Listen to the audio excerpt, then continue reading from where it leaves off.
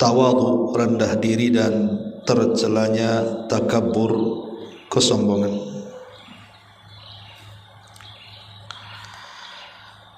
Asyiral muslimat yang dimuliakan Allah Subhanahu wa taala, bab ini sangat penting sekali untuk kita bahas karena sifat tawadhu atau akhlak tawadhu, rendah diri, adalah akhlak yang sangat mulia bagi seorang mukmin. Sebaliknya, takabur, kesombongan adalah akhlak yang sangat-sangat tercela dalam Islam. Kenapa demikian?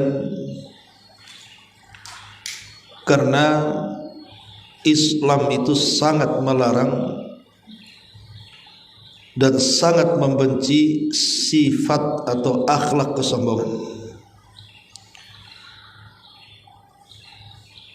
Karena dosa sombong ini adalah awal dzambin usiya bihillah, dosa yang pertama kali Allah dimaksiati di langit. Ketika Allah Subhanahu wa taala berfirman,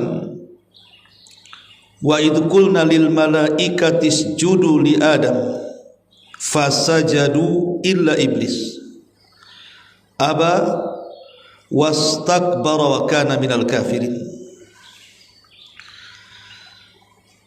Dan ketika kami katakan kepada para malaikat, sujudlah kalian kepada Adam, maka seluruh malaikat sujud kecuali iblis.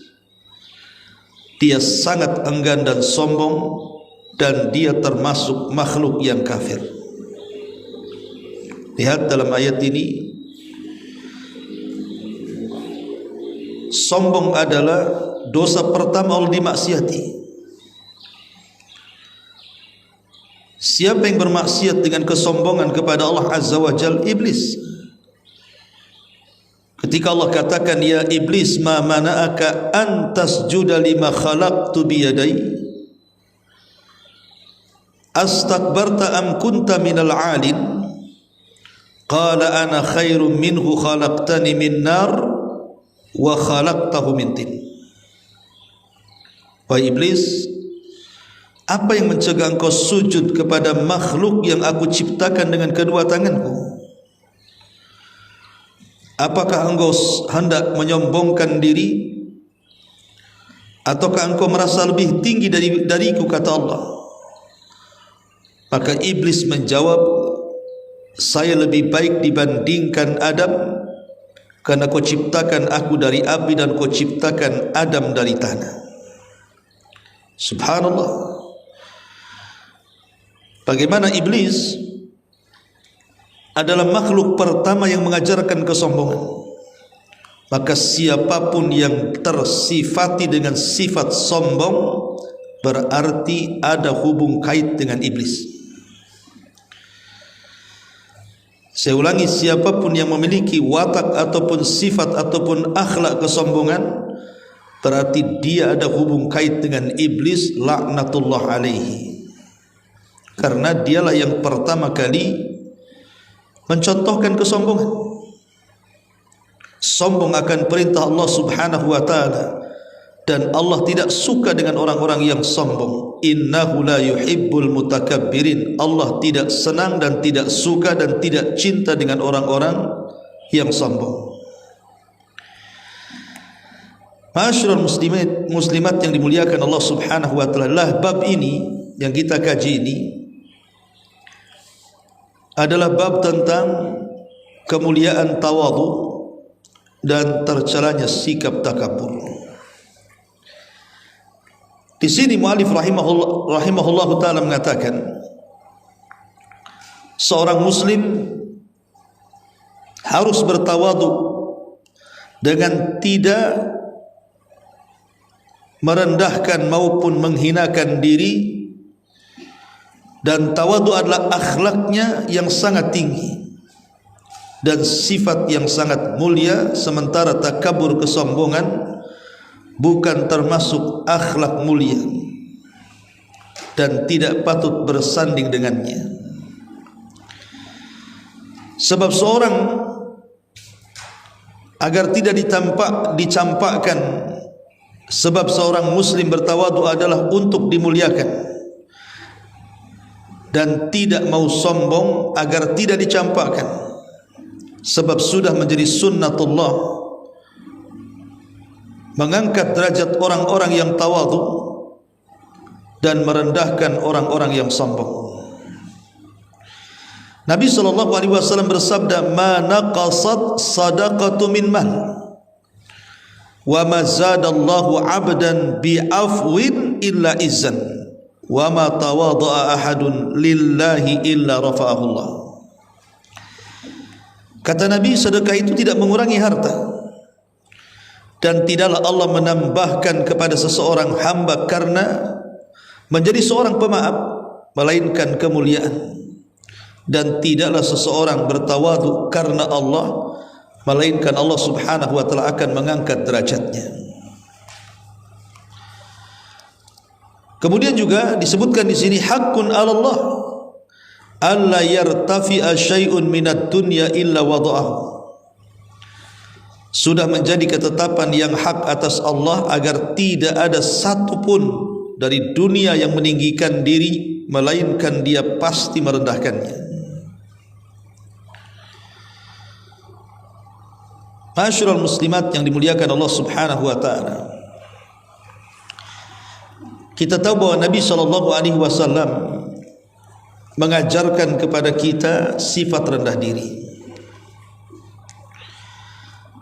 dan itu bisa kita lihat dalam biografi beliau, dalam sirah beliau, bagaimana Nabi SAW mencontohkan sebagai pribadi yang rendah diri. Contoh saja beberapa riwayat. Jadi Nabi SAW itu tidak pernah menolak undangan siapapun. Mau yang ngundang itu orang kaya, mau yang ngundang itu orang miskin. Maka Nabi SAW berusaha untuk datang selama tidak ada uzur. Dan itu dijelaskan dalam hadis Anas ibn Malik radhiyallahu anhu, ketika keluarganya mengundang Nabi SAW ke rumah, Rasul datang. Dan itu menunjukkan sifat tawaduknya Rasul. Dia tidak memilah dan memilih. Kemudian juga Nabi SAW mencontohkan ketika berjalan bersama Adi ibn Hatim At-Tai. Adi ibn Hatim At-Tai radhiyallahu anhu, yang dulunya dia seorang Nasrani, kemudian masuk Islam. Lah Adi bin Hatim At-Tai ini kan pemimpin kabilah Tai. Ketika dia berjalan bersama Rasul dari masjid ke rumahnya, maka Nabi SAW sama-sama berjalan kaki. Rasul tidak menggunakan kendaraan, tetap dia berjalan kaki sejajar dengan Adi ibn Hatim At-Tai. Di tengah jalan ada seorang nenek mengeluhkan soal ekonomi, soal kefakirannya, kemiskinannya kepada Nabi SAW. Maka Nabi SAW mendatangi nenek itu tanpa kemudian mengurangi hormat beliau kepada Adi ibn Hatim At-Tai. Di sini Adi mengatakan, sesungguhnya aku ini sering safar ke negeri-negeri seperti Persia dan Romawi. Maksudnya berjumpa dengan Raja Kisra dan Kaisar. Tapi aku tidak pernah seseorang pemimpin atau raja langsung melayani rakyatnya tanpa menyuruh siapapun. Padahal Nabi SAW kan bisa saja menyuruh sahabatnya untuk menanyakan hajatnya wanita itu. Tapi Nabi SAW manusia yang paling tawadhu, rendah diri, tetap dia datang kepada wanita tersebut. Kemudian setelah berbincang-bincang sesaat, maka wanita itu pergi dan Rasul pun kembali kepada Adi ibn Hatim At-Tai. Ketika itu Adi belum masuk Islam. Kata Adi bin Hatim At-Tai, demi Allah, ini bukan akhlak para raja, ini bukan akhlak para raja, tapi ini akhlak para nabi. Begitu Nabi SAW mengajarkan tawadhu, rendah diri, tidak menyombongkan karena dia seorang nabi ataupun seorang pemimpin, tidak. Rasul tetap berusaha melayani rakyatnya dengan penuh ketawadhuan. Ma'asyiral muslimat yang dimuliakan Allah Subhanahu wa taala. Makanya juga dicontohkan dalam hadis yang dikeluarkan Imam Bukhari dari Aisyah radhiyallahu anha ummul mukminin, ketika dia ditanya soal perbuatan Rasul selama di rumahnya. Jadi apa sih yang dilakukan Nabi selama di rumahnya itu? Maka Aisyah radhiyallahu anha menceritakan, kana yakunu fi mihnati ahli. Beliau kalau di rumah tetap beliau membantu keluarganya. Artinya bahwa Nabi SAW turun langsung membantu istri-istrinya, dan itu sifat tawadhu. Bisa saja kan Rasul menyuruh para sahabatnya atau pembantunya, tapi Nabi SAW tidak melakukannya. Tetap Nabi SAW berusaha untuk mengajarkan kerendah dirian kepada umatnya. Beginilah akhlak seorang muslim, harus tawadhu. Ma'asyiral muslimat yang dimuliakan Allah Subhanahu wa taala. Adapun perkataan beliau yang menunjukkan beliau adalah orang yang paling tawadhu adalah ketika Nabi SAW mengkritik orang-orang Nasrani karena menyembah Al-Masih putra Maryam, dan juga mengkritik orang-orang Yahudi ketika mereka menyembah Uzair ibnullah. Maka Rasul mengatakan, la tutruni kama ataratin nasara Isa bin Maryam. Janganlah kalian melebih-lebihkan aku, kata Rasul, seperti orang-orang Nasrani sudah melebih-lebihkan Ibnu Maryam. Kemudian Rasul mengatakan, fa innama ana abdun faqulu abdullahi wa rasuluh. Saya ini hamba biasa. Saya ini hamba biasa, bukan siapa-siapa. Saya ini hamba biasa, kata Rasul. Maka katakanlah saya adalah hamba Allah dan juga Rasulnya. Lihat bagaimana Nabi SAW mengajarkan tawadhu. Bahkan ketika Nabi SAW dalam peristiwa syafaat, kemudian Nabi SAW berhasil melintasi titian Siratal Mustaqim.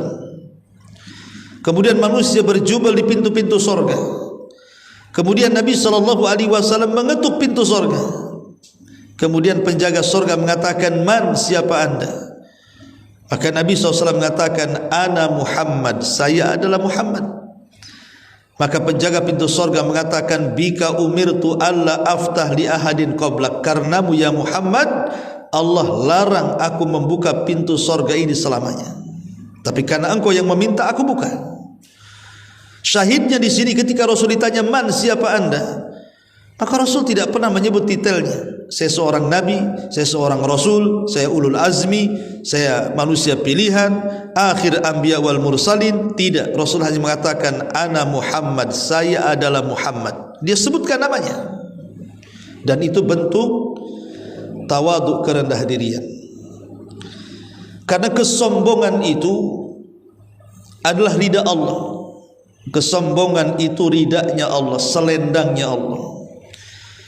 Maka siapapun yang kemudian mengambil selendang Allah dipakaikan kepada makhluknya, maka dia pasti binasa.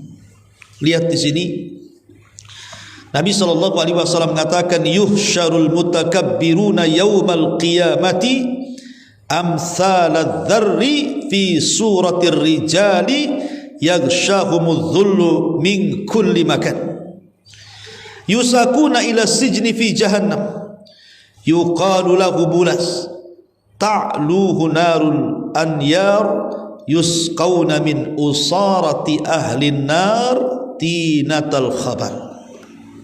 Apa kata Rasul?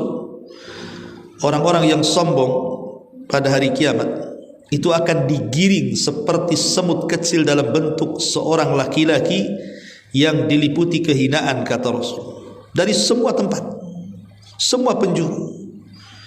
Dia digiring memasuki penjara dalam neraka yang disebut bulas, tahanan jahanam, yang diliputi api yang paling panas. Diberi minum saripati kotoran penghuni neraka yang busuk, artinya dari nanah, darah dan keringatnya penuh neraka. Naudzubillah. Lihat bagaimana al-jaza min jinsil amal ini namanya, Bu, ya. Orang sombong itu kan orang merasa paling tinggi, paling mulia. Kemudian dia memandang orang lain itu hina, rendah dan kecil. Itu di dunia, Bu. Maka sebagai balasannya di akhirat, maka orang-orang yang sombong itu akan dikecilkan. Ketika di dunia dia merasa besar, maka di akhirat Allah kecilkan seperti semut. Terseok-seok dia jalan ke kiri ke kanan karena takut diinjak orang yang lewat. Selepas itu mereka pun digiring ke dalam tahanan jahanam. Kemudian mereka pun diberi minum dari intisari kotoran penghuni neraka jahanam yang sangat busuk itu. Naudzubillah, tsumma naudzubillah. Bahkan neraka itu, Bu, itu kan punya leher. Neraka itu ada lehernya. Lah leher neraka itu memiliki kedua telinga dan kedua mata serta satu lisan. Kemudian leher neraka ini berbicara di hadapan Allah Subhanahu wa taala pada hari kiamat dan mengatakan, inni wukiltu bisalasin, aku diserahi untuk menyambar 3 manusia. Kata leher neraka, aku diserahi Allah untuk menyambar 3 manusia. Yang pertama, bikulli jabbarin anid, orang yang sombong. Yang kedua, bikulli manidda'a ma'allah ilahan akhar, orang yang menyekutukan Allah. Dan yang ketiga, wabil musawwirin, dan orang yang tukang gambar. Lihat, yang pertama kali disambar oleh leher neraka siapa? Likulli jabbarin anid, orang yang sombong.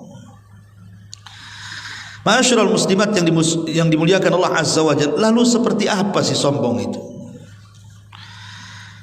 Maka hal ini pernah ditanyakan oleh para sahabat kepada Nabi sallallahu alaihi wasallam, apa itu yang dimaksud dengan sombong itu? Maka Nabi sallallahu alaihi wasallam menjawab, sombong itu adalah batrul haqqi wa ghamdin nas, menolak kebenaran dan merendahkan orang lain. Itulah sombong.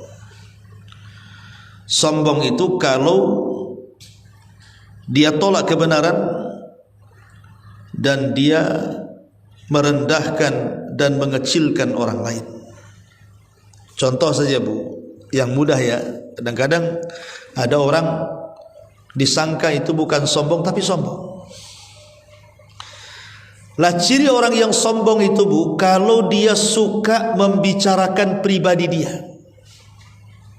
Ibu ini suka membicarakan diri sendiri, orang lain tak dibicarakan. Jadi dia suka membicarakan diri sendiri saja. Terutama dia membicarakan soal kelebihannya, soal keunggulannya dibandingkan orang lain. Hati-hati, Bu. Kalau ibu banyak menceritakan diri sendiri, aku ini begini, aku itu begitu, alhamdulillah, ya, saya ini di rumah seperti ini, di kantor seperti ini, alhamdulillah, keluarga saya begini, begitu, dan begitu seterusnya. Ingat, ketika orang banyak membicarakan dirinya sendiri, apalagi mengangkat-ngangkat dirinya sendiri, walaupun secara lisan dia tidak merendahkan orang, hakikatnya dia sedang sombong kepada diri sendiri. Takjub, ya. Ingat, jangan sampai kemudian mengangkat diri sendiri di hadapan orang lain. Karena ini sifatnya iblis. Bagaimana iblis ketika ditanya oleh Allah Subhanahu wa taala, apa yang mencegah kamu untuk tidak sujud kepada makhluk yang aku ciptakan dengan kedua tanganku, kata Allah. Apa kata iblis? Ana khairun minhu khalaqtani min nar wa khalaqtahu min tin. Aku kan lebih baik. Aku ini lebih hebat. Aku lebih mulia, aku lebih tinggi dibandingkan Adam. Kau ciptakan dia dari tanah, kau ciptakan aku dari api. Lebih tinggi mana aku dengan Adam, kata iblis. Karena iblis merasa bahwa api lebih dekat dengan cahaya. Artinya iblis lebih dekat dengan para malaikat dibandingkan Adam dengan para malaikat. Makanya iblis sombong, ya. Maka jangan suka menceritakan diri sendiri dengan bahasa aku dan aku, saya dan saya, anak. Ya, ini satu. Yang kedua, merendahkan manusia dengan perbuatan. Seperti ibu, ada orang mengucapkan salam pun, ibu tak mau jawab, ya. Padahal ibu tahu menjawab salam itu wajib hukumnya. Mungkin karena merasa yang mengucapkan salam itu mungkin orang di bawah ibu, pangkatnya, derajatnya atau kehidupannya. Ibu tak mau jawab. Mungkin ibu lagi naik mobil gitu ya, atau naik motor, adalah orang-orang susah nyapa ibu gitu, mengucapkan salam, ibu kok tak mau jawab, maka ibu sombong, ya. Atau mungkin boleh jadi menjawab tetapi dengan cara memalingkan muka. Menjawab dengan cara memalingkan muka itu kesombongan. Makanya kenapa kemudian Luqman Al-Hakim menasihati anaknya, menasihati agar jangan sombong. Salah satu nasihat Luqman Al-Hakim kepada anaknya adalah wala tusa'ir khaddaka linnas wala tamshi fil ardi maraha. Apa kata Luqman Al-Hakim kepada anaknya? Wala tusa'ir khaddaka linnas, jangan kau palingkan mukamu dari manusia. Karena ada orang itu suka memalingkan muka dari manusia karena sombong. Jadi badan yang ngadap kemana kalau bicara itu, sementara orang yang bicara dengan ibu ngadap ibu, ibu tak mau ngadap dia, itu sombong. Wala tusair khaddaka linnas, dan jangan kamu malingkan mukamu.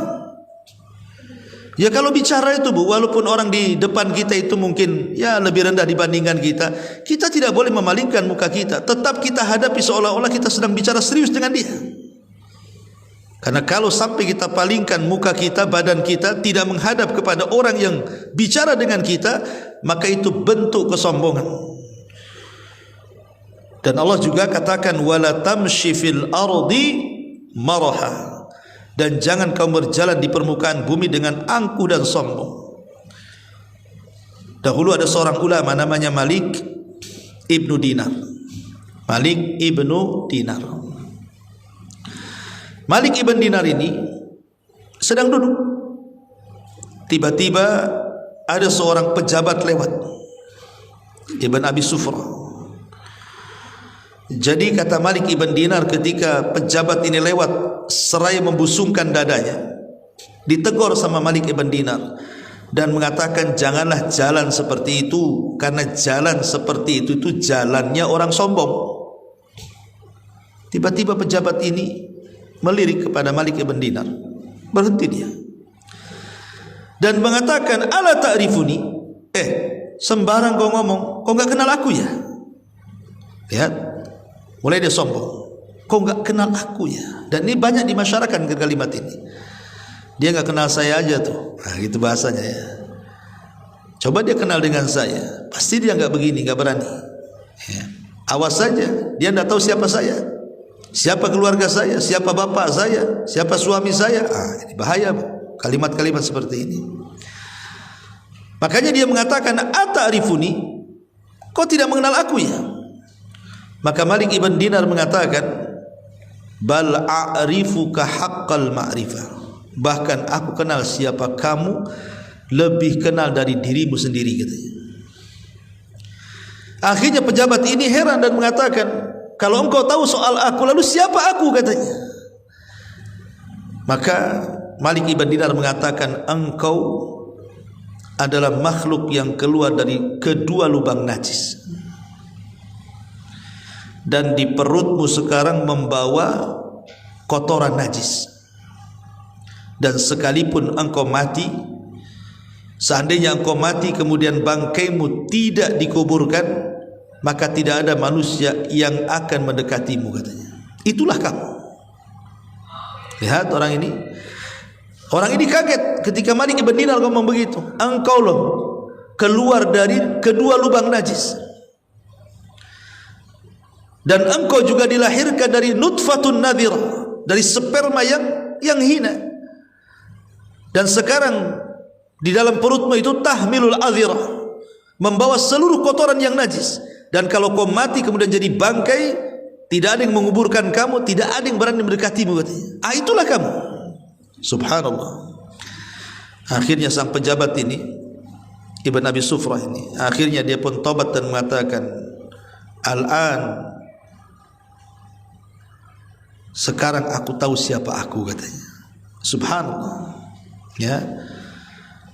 Begitulah kemudian para ulama menegur orang jangan sampai sombong.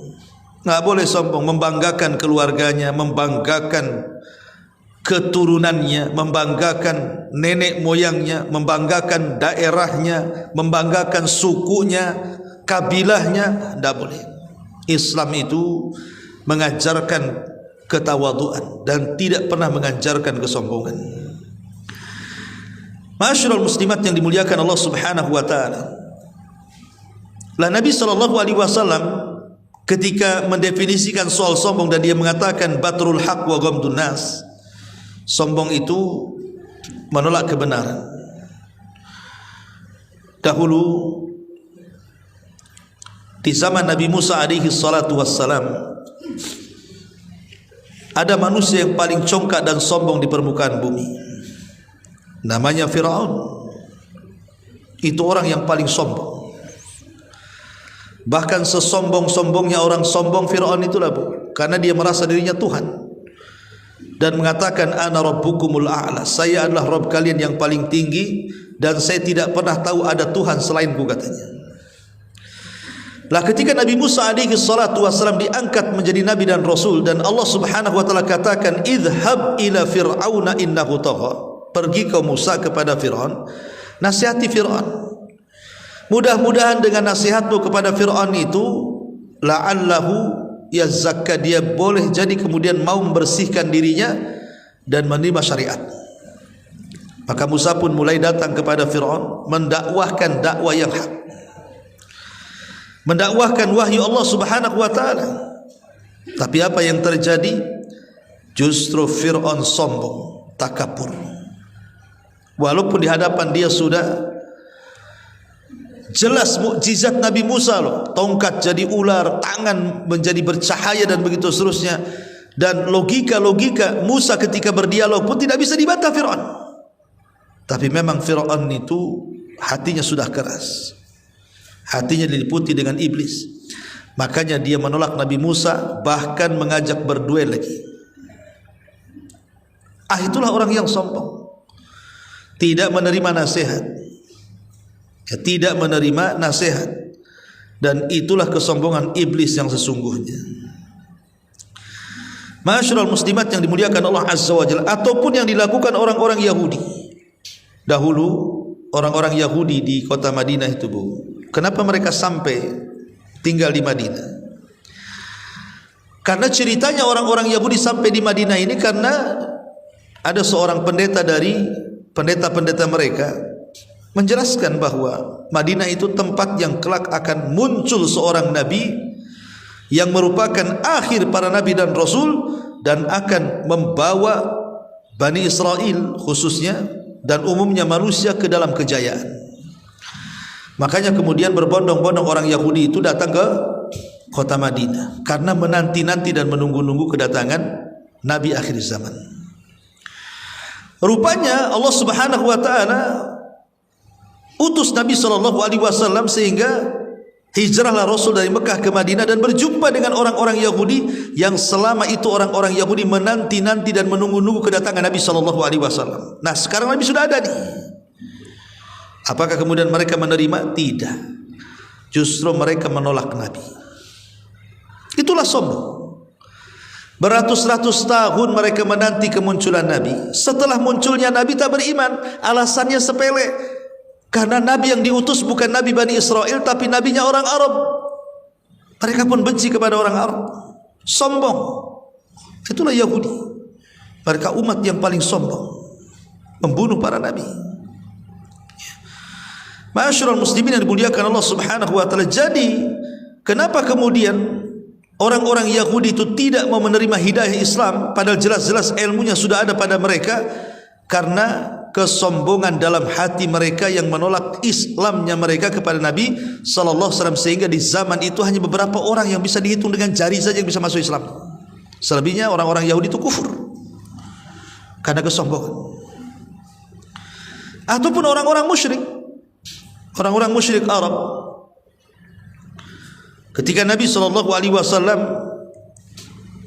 berdakwah kepada mereka dan mereka tahu siapa Nabi, tutur katanya, akhlaknya, amanahnya, kejujurannya, tapi karena kesombongan dan hasad di hati para pembesar Quraisy, akhirnya mereka pun menolak kebenaran dari Nabi sallallahu alaihi wasallam. Seperti dialognya siapa? Abu Jahal dan Akhnas ibn Syurek.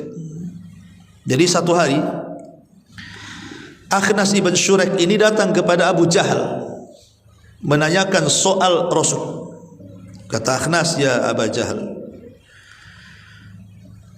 bagaimana menurutmu tentang Muhammad itu? Maka Abu Jahal mengatakan, oh, ma jarrabna alaina kadhiba, dia tidak pernah berdusta katanya. Lah, lihat Abu Jahal mengakui Nabi itu tidak pernah berdusta. Maka kata Akhnas ibn Syurek, kalau engkau tahu Muhammad itu tidak pernah berdusta, kenapa engkau tidak ikut agamanya? Maka Abu Jahal mengatakan, oh, tidak bisa, karena kabilahku dengan kabilah dia itu bersaing di tengah-tengah Quraisy. Tiba-tiba orang-orang Bani Hashim mengatakan kami punya Nabi, dan kami dari Bani Mahzub tak punya Nabi. Kalaulah pamor kami di tengah-tengah orang Quraisy, maka selama itu aku akan bermusuhan dengan dia dan tidak akan pernah mengikuti ajarannya. Itu ucapan Abu Jahal itu. Yang menghalangi Abu Jahal masuk Islam itu karena kesombongan. Tahu Rasul adalah Nabi yang benar, tapi dia menolaknya hanya karena kesombongan. Jadi sombong ini bahaya karena bisa menolak hidayah, Bu. Ya, sombong ini bisa menolak hidayah. Ma'asyiral muslimat yang dimuliakan Allah Subhanahu wa taala. Makanya di sini banyak perintah-perintah dari Al-Qur'an atau hadis Nabi sallallahu alaihi wasallam agar kita jangan berlaku sombong dan agar kita senantiasa tawadhu. Lihat ancamannya di sini. Pada halaman ke 316 Rasul mengatakan, thalathatun la yukallimuhumullahu yaumal qiyamah wa la yuzakkihim wa la yanzuru ilaihim wa lahum adzabun alim, syaikhun zanin wa malikun kadzab wa ailun mustakbir. Apa kata Rasul? 3 kelompok ini Allah tidak akan bicara dengan mereka. Subhanallah, Allah tidak akan bicara pada hari kiamat. Padahal siapapun yang diajak bicara oleh Allah, beruntunglah dia. Tapi orang ini tidak diajak bicara. Cukup sampai di sini? Tidak. Bahkan tidak akan dibersihkan, bahkan tidak akan dilihat. 3 hukumannya, Bu. Tidak akan diajak bicara, tidak dilihat, dan tidak dibersihkan kelak pada hari kiamat. Siapa mereka?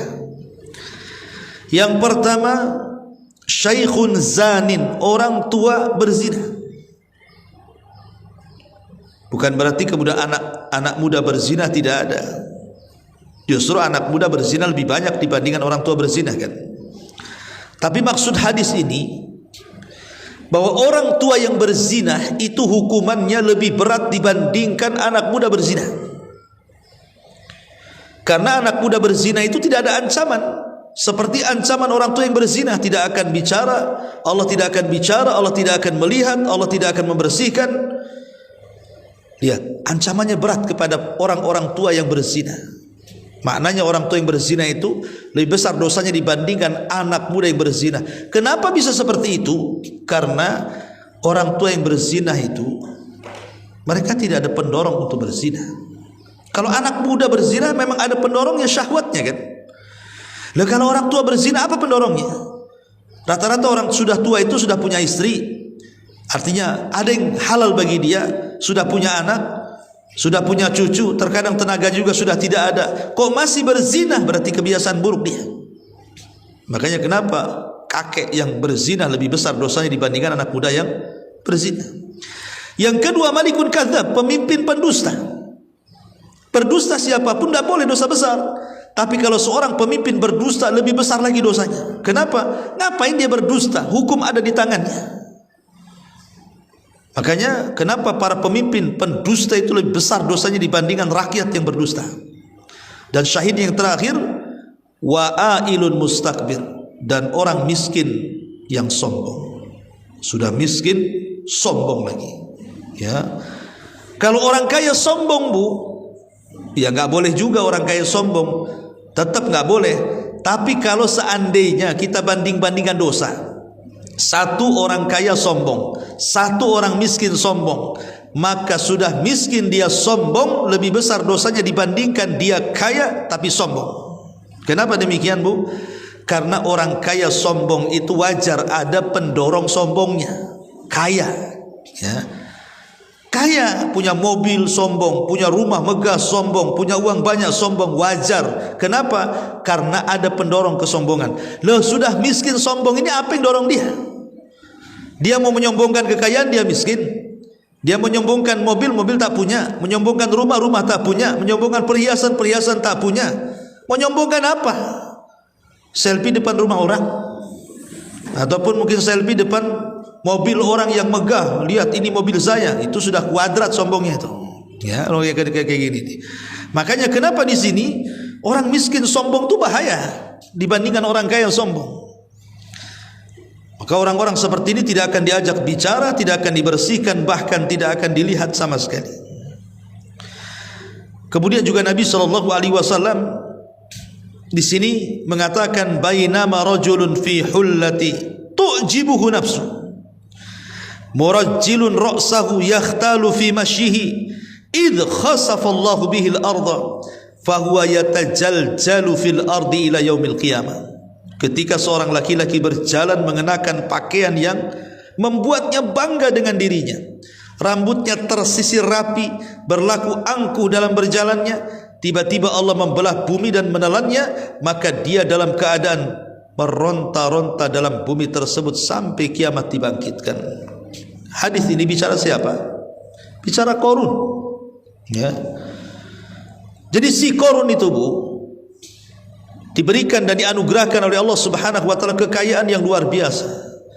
Tidak ada manusia dari awal sampai akhir lebih kaya dibandingkan Qarun. Nama dia saja tercantum dalam Injil, Taurat, Zabur dan Quran. Qarun. Ya.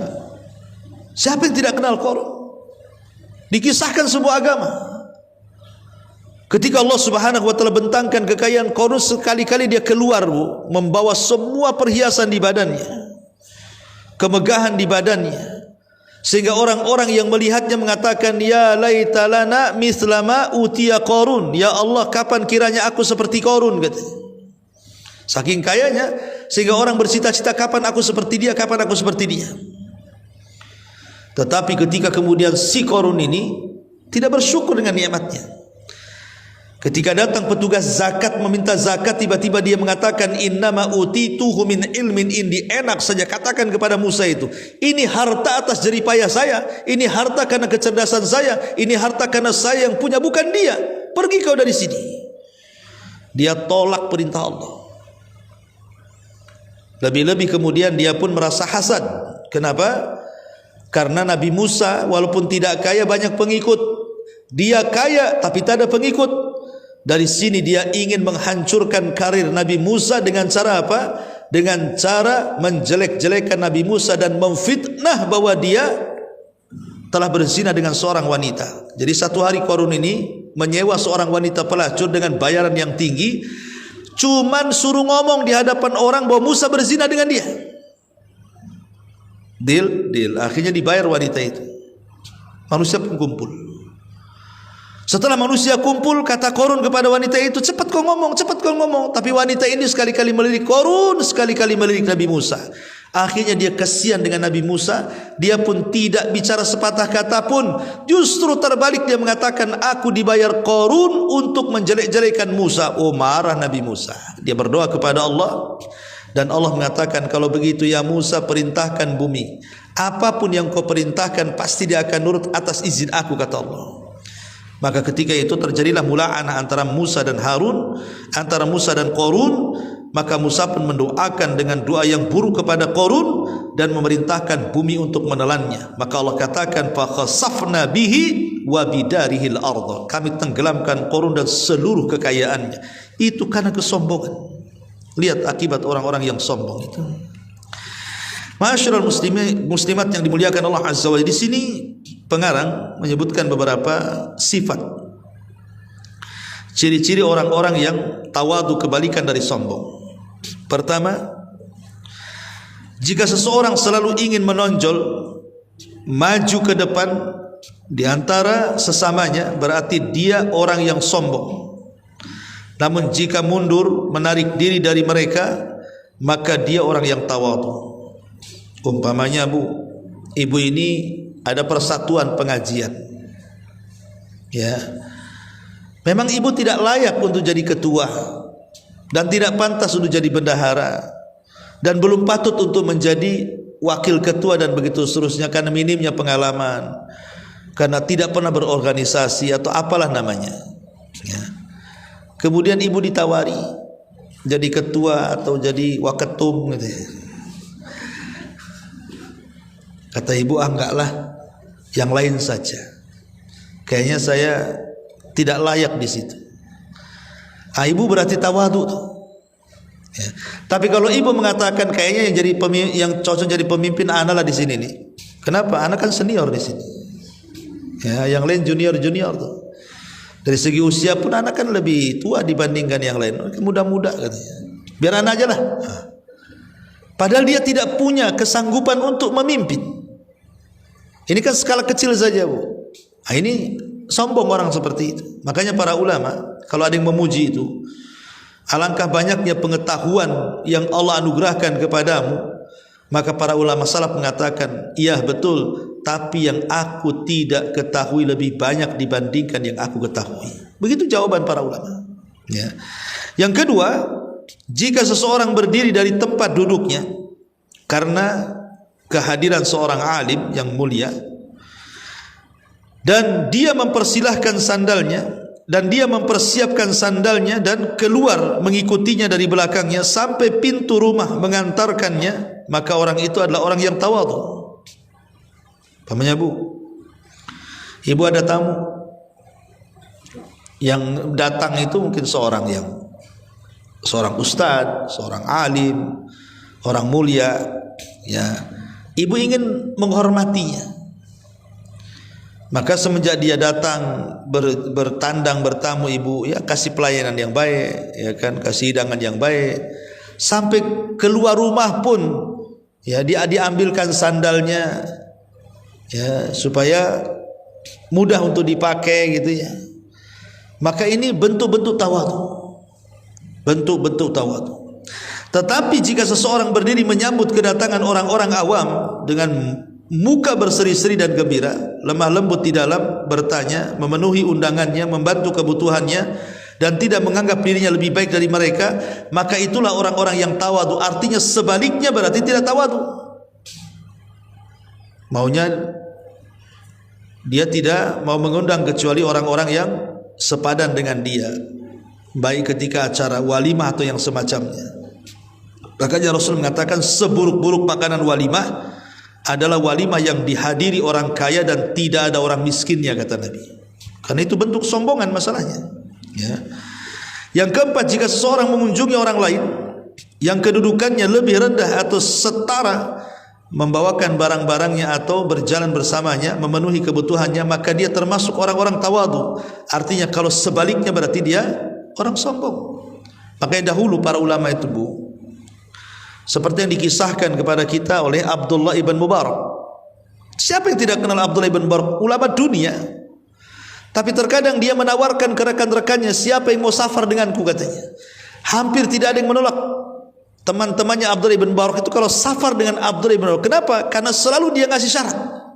Apa syaratnya? Kalau kau safar dengan aku, ketika kita singgah di sebuah tempat, waktunya kita makan istirahat, maka kalian tidak boleh ikut mempersiapkan kecuali aku menyiapkannya. Jadi dia minta bahwa selama perjalanan itu dia yang melayani teman-temannya. Kata Abdullah bin Barak, subhanallah bu. Ya, itulah tawadhu namanya. Dia minta syarat sebelum safar. Oke, kamu safar dengan aku, tapi aku siap melayanimu.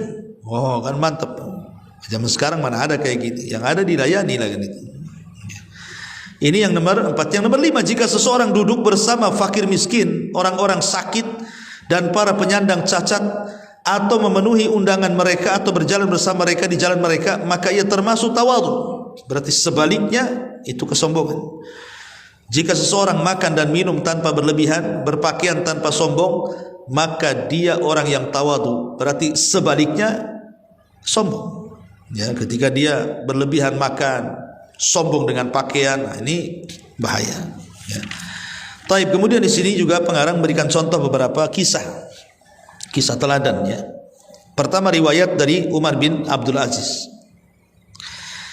Bahwasanya Umar bin Abdul Aziz sedang menulis di malam hari, lalu datang tamu kepadanya, sedangkan lampunya hampir padam.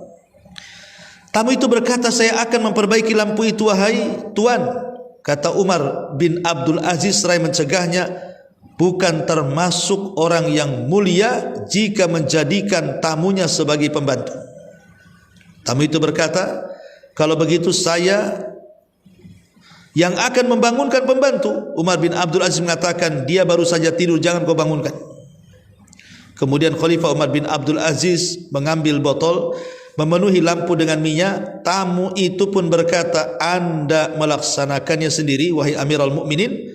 Umar mengatakan, saya pergi sebagai Umar dan datang sebagai Umar, tidak berkurang apapun dari saya. Sedangkan sebaik-baik manusia di sisi Allah adalah orang yang bertawadhu. Luar biasa. Ya. Terkadang kita ini nyuruh-nyuruh tamu kan bu. Tamu ini datang dari jauh-jauh, kadang-kadang disuruh-suruh. Mentang-mentang tamunya saudaranya. Masakanmu kan enak, masalah dulu sana. Itu baru datang tuh disuruh masak. Harusnya kan dia makan. Ya. Jadi kalau bisa jangan sampai tamu itu disibukkan dengan tuan rumah. Kemudian yang kedua, diriwayatkan bahwa Abu Hurairah pulang dari pasar meminta membawa seikat kayu bakar. Padahal beliau saat itu adalah gubernur Madinah yang diangkat oleh Marwan. Mereka pun berkata, berilah jalan gubernur agar lewat. Dia sedang membawa seikat kayu. Subhanallah, gubernur bu. Gubernur cari kayu bakar. Kira-kira bu, kalau gubernur Kepri ini ya, ke hutan cari kayu bakar, itu ngapain bu? Ya, nggak ada lah. Sekarang kan nggak pakai kayu bakar ya, udah pakai gas ya. Nenteng-nenteng gas lah dari warung, cari gas. Ada bu gubernur cari gas, enggak lah, ajudannya yang nyuruh kan gitu. Kau beli itu gas, nanti aku bayar gitu ya. Tapi lihat bagaimana Abu Hurairah gubernur loh ya, nenteng-nenteng kayu sampai masyarakatnya mengatakan, awas awas ada gubernur katanya lagi nenteng kayu. Sampai seperti itu bu. Kalau sekarang gubernur kayak gitu, apa nggak viral bu? Viral ya, macam-macam nanti. Itu hanya ini aja katanya, apa, pencitraan saja. Itu karena mau kampanye aja itu nenteng-nenteng kayu. Kalau gubernur sekarang bu ya, kalau gubernur dulunya memang begitu, cari kayu, bukan pencitraan karena ingin dipilih lagi kan gitu. Kemudian yang nomor 3, diriwayatkan bahwa Umar bin Khattab lewat sambil membawa daging di tangan kirinya dan tongkat di tangan kanannya. Pada saat itu beliau adalah seorang Amirul Mukminin, khalifah. Ya, coba bayangkan, beliau nenteng-nenteng dari pasar lah, habis belanja. Itu pemimpin khalifah ke pasar belanja. Tawadhu. Kemudian diriwayatkan bahwa Ali membeli daging dan membawanya di dalam mantelnya. Ada yang mengatakan dibawakan saja oleh seseorang, wahai Amirul Mukminin. Beliau mengatakan kepala rumah tangga lebih berhak membawanya, katanya. Subhanallah. Ketika Ali ditawari, biar orang lain aja yang bawa, wahai Amirul Mukminin. Oh, tidak bisa, saya kepala rumah tangga, saya berhak membawanya. Sampai seperti itu. Anas bin Malik berkata, pernah ada seseorang budak di kota Madinah yang menggandeng tangan Nabi SAW berjalan ke sana kemari. Subhanallah. Rasul tidak malu walaupun dengan seorang budak gitu ya, bergandeng tangan berjalan ke sana kemari itu. Luar biasa, Bu. Sekarang ini kan kadang-kadang pemimpin-pemimpin itu turun ke bawah itu, ya tadi ya kadang-kadang yang pencitraan saja. Itu sudah dibayar wartawan untuk mengikuti di belakang itu. Ya, atau tim videonya itu sudah ada gitu ya. Kayaknya tidak sah kalau tidak didokumentasikan alasannya. Padahal untuk riak-riaan, hanya untuk pencitraan saja, naudzubillah. Dari Abu Salamah, saya berkata kepada Abu Sa'id Al-Khudri, bagaimana penilaian Anda tentang cara berpakaian, minuman, berkendaraan dan makannya orang-orang sekarang? Dia berkata, hai saudaraku, makanlah karena Allah, minumlah karena Allah, berpakaianlah karena Allah. Karena sesuatu yang dimasuki kesombongan, kebanggaan, pamer atau agar dikenal adalah kemaksiatan dan pemborosan. Dan laksanakanlah pekerjaan-pekerjaan di rumah seperti yang dilaksanakan Rasul di kediaman beliau. Beliau memberi makan, minum dan menambatkan unta, menyapu rumah, memerah susu, memperbaiki sandal, menambal baju, makan bersama para pembantu, menggilingkan tepung untuk dirinya bila kecapean, membeli sesuatu yang ada di pasar, tidak malu membawanya dengan tangannya atau meletakkannya di ujung baju beliau untuk dibawa ke keluarganya, berjabat tangan dengan orang kaya ataupun orang miskin sama saja, besar dan kecil sama saja, mendahului mengucapkan salam kepada setiap orang yang menjumpainya, apakah anak kecil ataupun orang tua, hitam ataupun merah, merdeka ataupun budak, yaitu mereka orang-orang yang mengerjakan salat, maksudnya adalah kaum mukminin atau muslimin. Itulah Nabi SAW mengajarkan kepada kita bentuk tawadhu, dan Nabi SAW sangat membenci kesombongan. Wallahu a'lam bishawab. Ini